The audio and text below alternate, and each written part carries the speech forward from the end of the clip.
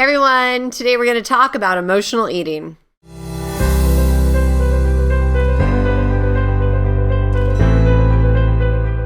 Okay, how many of you, raise your hand, have you eaten because you were stressed, tired, lonely, bored, sad, or any of the above, or for any other reason other than true hunger?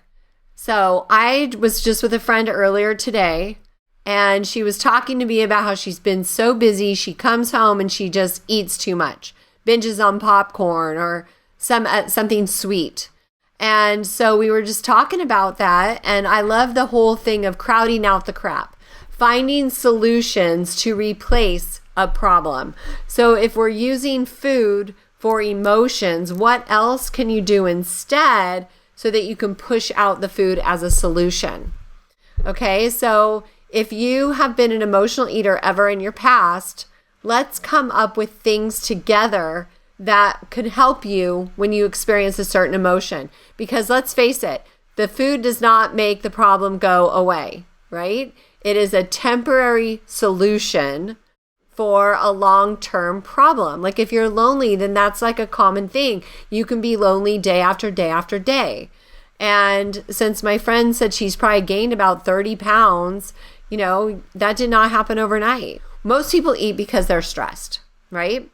But then the food actually stresses them out again at the end. Like, so you might be binging for an hour or something, but then after that hour, then all of a sudden you beat yourself up and you have guilt, which creates more stress. But what are some things that you can do to help yourself when you're stressed? Well, one of my favorite things is going outside and taking a walk. I love walking. Or maybe you can spend some time reading a good book that inspires you, taking some deep breaths, doing a little meditation, meeting up with a friend for coffee, or just calling a friend on the phone. Talking through things. Journaling can help when you're stressed. But the food will not take away the stress, right? I think we can agree on that. So what if you're bored? Same type of thing, but you can add other things that, like maybe clean a drawer or a closet or go run some errands. That always makes me feel good. Just get stuff done. I actually really like cleaning out drawers and cupboards and things. It's really rewarding because then you look at it and every time you open it, you go, oh, it's so nice. What about if you're tired? A lot of people eat because they're tired because they think that's going to give them more energy. Well, there's nothing wrong with taking a 10-minute nap, right? 10 or 15 minutes, just go take a nap.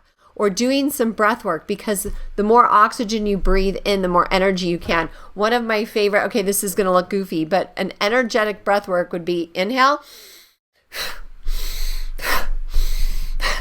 It's so good to create energy and heat inside your body. What about frustrated? That's a tough one, right? You can get frustrated with people or with situations. And I always like to say when I'm frustrated, do not give begrudgingly or begettingly. Give with a cheerful heart, for God loves a cheerful giver. Or I do a ho'oponopono thing when I'm frustrated, which is, I love you, I'm sorry, please forgive me, thank you. So anytime anything comes into my head that might frustrate me, I clear it out right away. I just say delete, delete, delete, or I do the ho'oponopono. But when you stuff away your feelings, they don't go away. So oftentimes it's best to sit with it. Analyze it, journal about it, and see if it's really, really important. And then there's a way that you can fix it sometimes. Okay, but stuffing it away with food only exacerbates the problem at the end of the day, and it doesn't make it go away. And we know that stored emotions, trapped emotions, actually can create dis-ease in your body years later. All right.